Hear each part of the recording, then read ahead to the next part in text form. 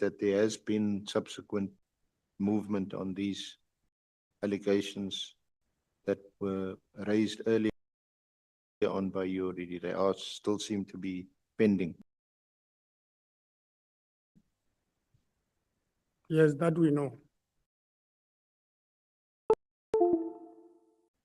Then there's human resources, fraud.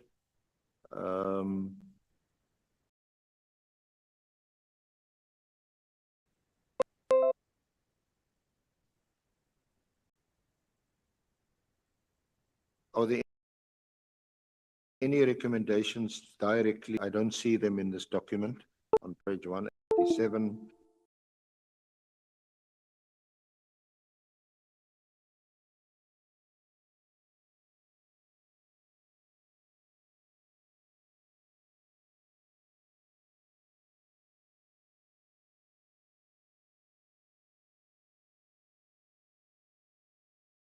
On page 187, on page 188.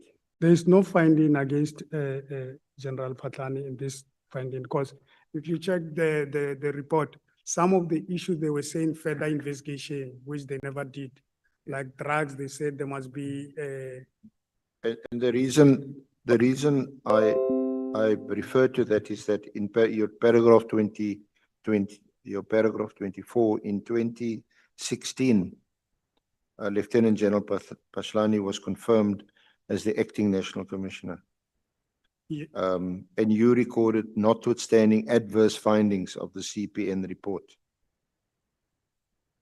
And a media statement that was issued, you say that cleared Lieutenant General Patlani.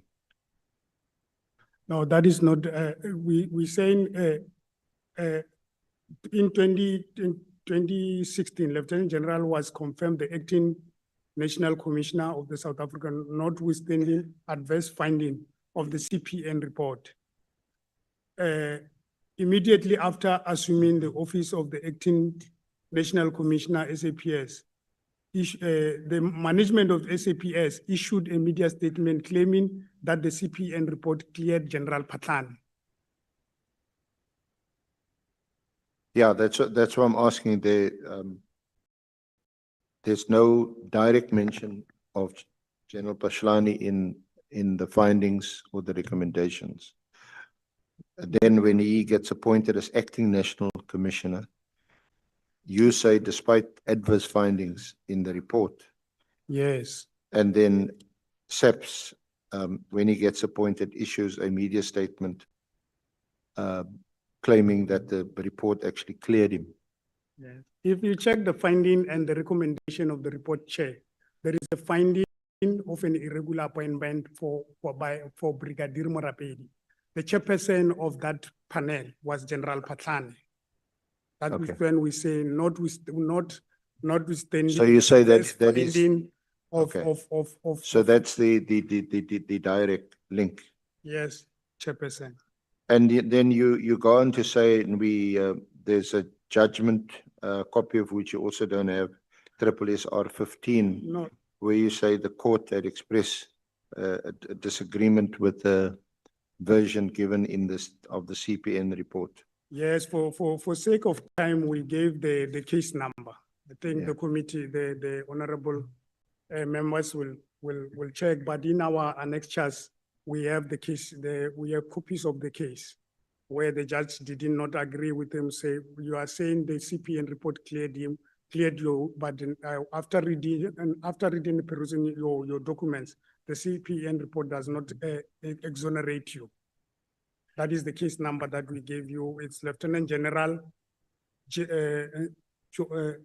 Johannes Khumujo Patlani versus the National Commissioner and other case number 46485/18. Yeah. Okay. Then from paragraph 26, you outlined what you describe as the dysfunctionality in the SAPS and the lack of accountability and or consequence management.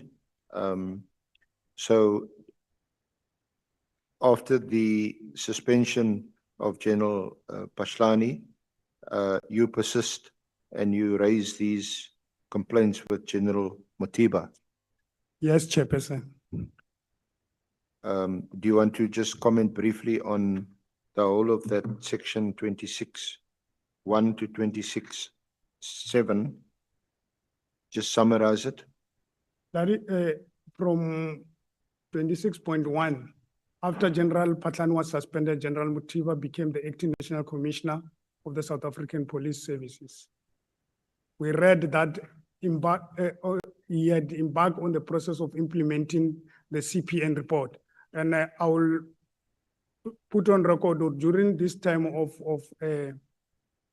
General Mothiba acting, I was on suspension, but I will explain it when we deal with trump-up charges. Then he called me, General Mothiba, when he was the acting. He called me and then I saw his number. He said, General, he said, Ramalepo, where are you? I said, General, I'm in Moria. He said, no, I'm addressing your matters and I'm happy where you are. Then I'm addressing your matters. Your matters will be handled and then you'll come back to work. Then he was out and then it was after General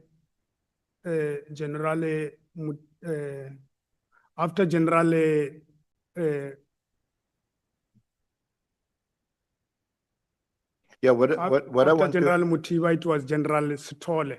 yeah, what I want to raise as a matter of interest, because of the date, only because of the date, 26.5, you mentioned that in June 2025, we had a meeting with the Deputy National Commissioner, Lieutenant General Sabia, Yes, and then Acting Divisional Commissioner, Legal Services, Major General Ramorina.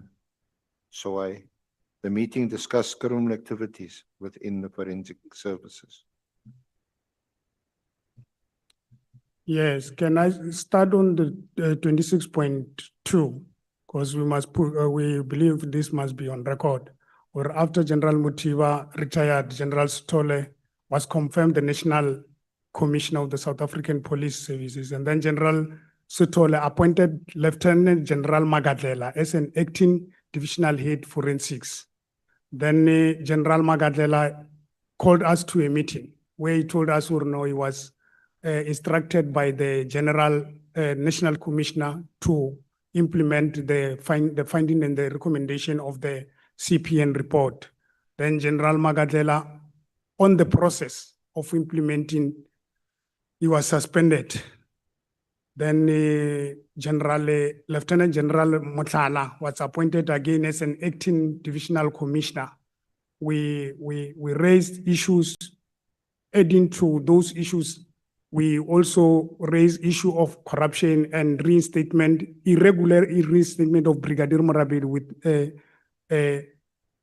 with General Motlala, but we didn't receive any positive response from his office. General Motlala was placed to another division.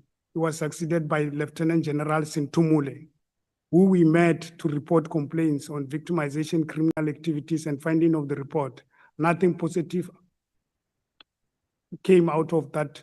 And Lieutenant General Sintumile is still the Yes, head now for it. she's now the acting deputy national commissioner responsible for crime detection and forensic services.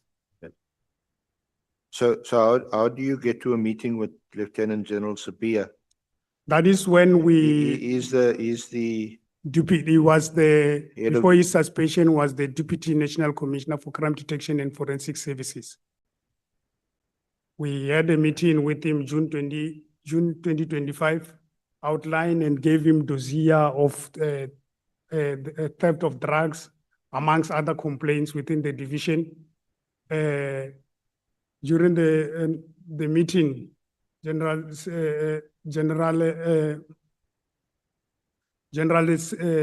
Sevilla told us, and present in the meeting, chairperson was Major General Ramorena.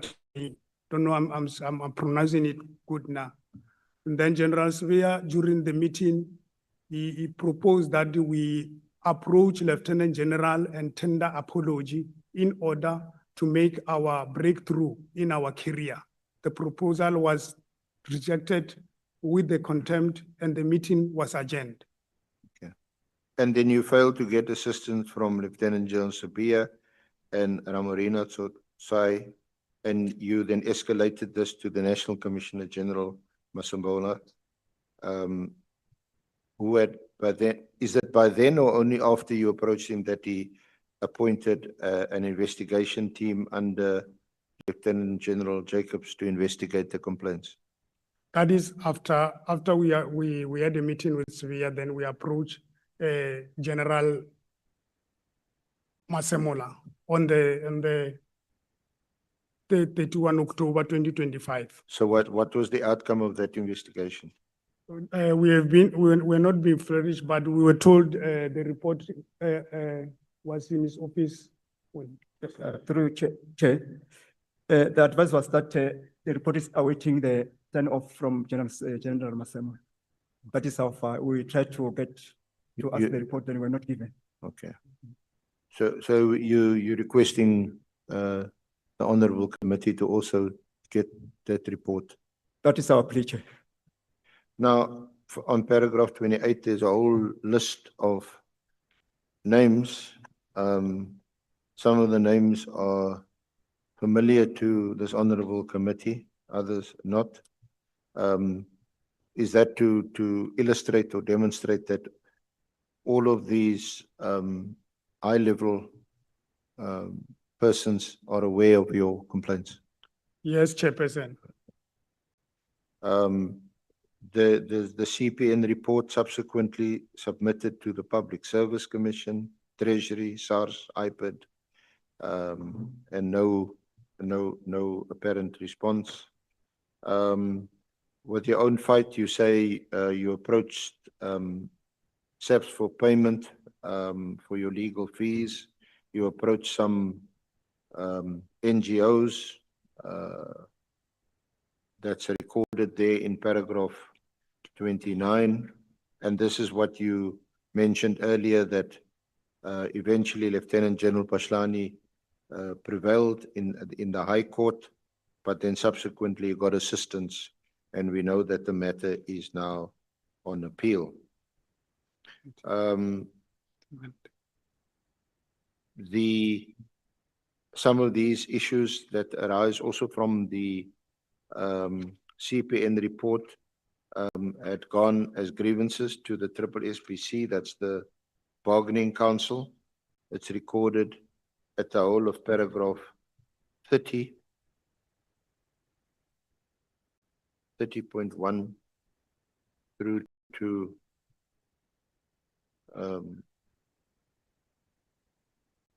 30.21. You want to summarize all of that? Yes, Chairperson.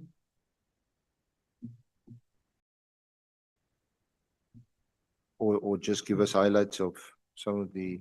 Yes. Yeah. We request the Chairperson to start the presentation on paragraph 28, where we say theft of drug at the lab were brought to the attention of Lieutenant General Patlani, Lieutenant General Mkhwanazi, Lieutenant General Levia, Lieutenant General... Which paragraph are you reading from? Paragraph 28. Yes, I've already referred to the... If you're going to mention all those names.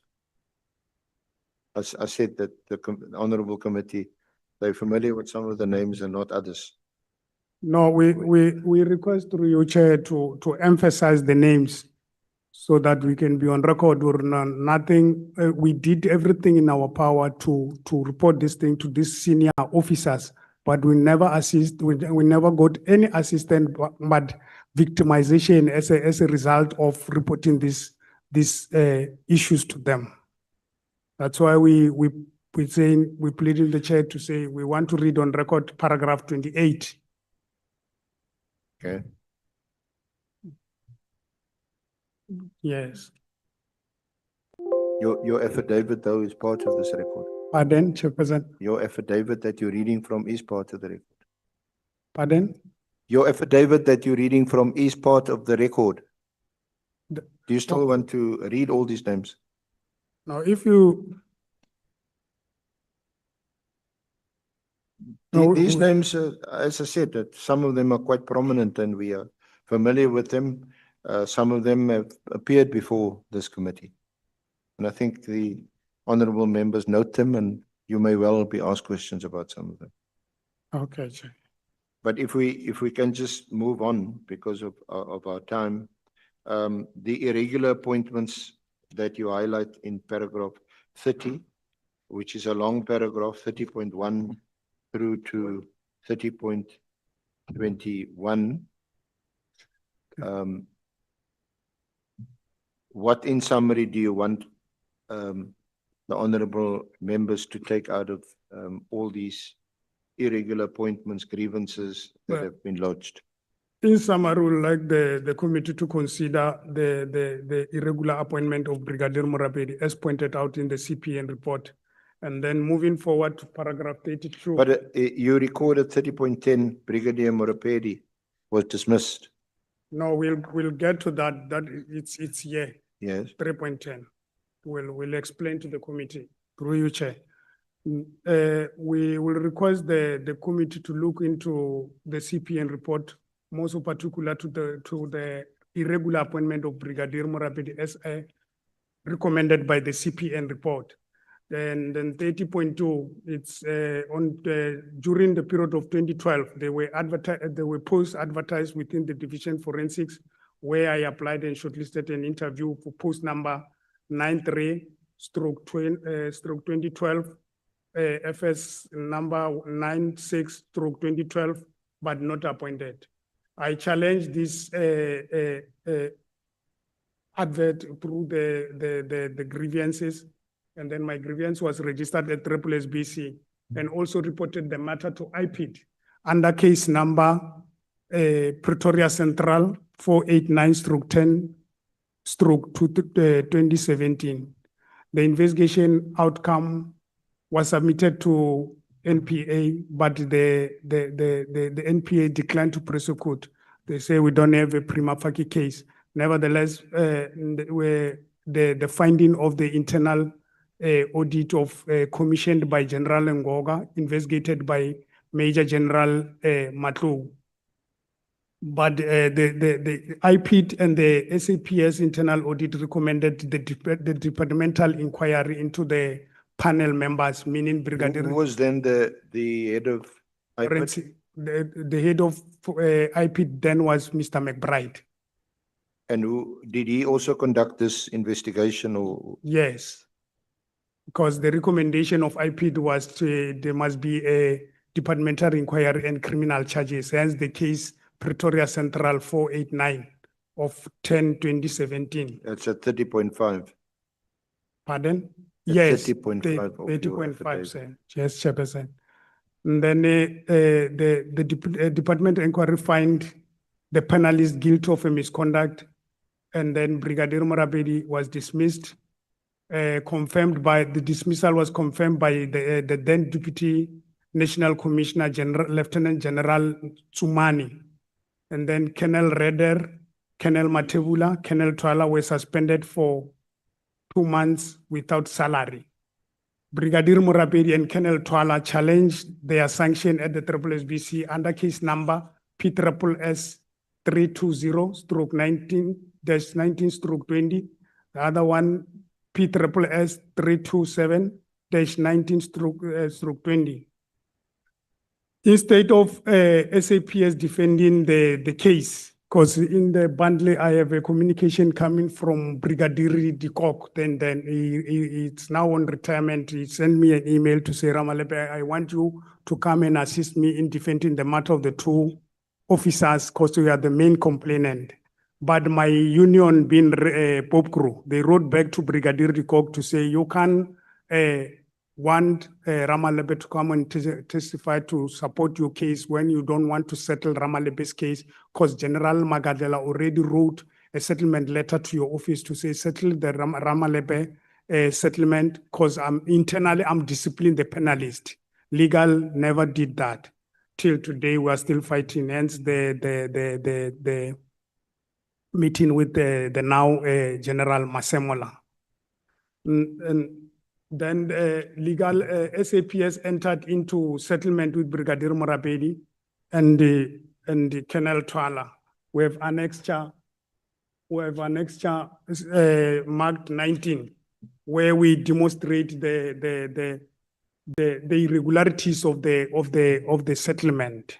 Because they say the legal argument from the legal division, they say SAPS never defended an expeditious case, but we gave them an award of one member where SAPS defended an expeditious process and they won on a substantive procedure. Say procedurally we are agreeing, but substantively we're not agreeing because the member cannot deny the allegation. Then the section was to say give him 4 months salary. Then the dismissal was confirmed, and then Popro wrote to the Lieutenant General Vuma and the Lieutenant General Mfazi, the late Lieutenant General Mfazi, complaining about the settlement. But if I can take opportunities that we didn't paginate, and the settlement read, because the person who signed is Lieutenant General Kang, 2020/2024. That is the date of the settlement. But the paragraph on the comment of the signatory, meaning General Lieutenant General Kang and Lieutenant General Ntie. General Ntie comment before signing. Paragraph 5 is supported in as far as settling the matter. As far as starting the process de novo, I do not support. We must go and check if the employer, meaning forensic services, it's having a winnable case. And then the document reads, but our argument, Chair, it's say, if you check again on that thing, it's unfortunate you don't have on the paragraph 5 to say approved, not approved. Generally,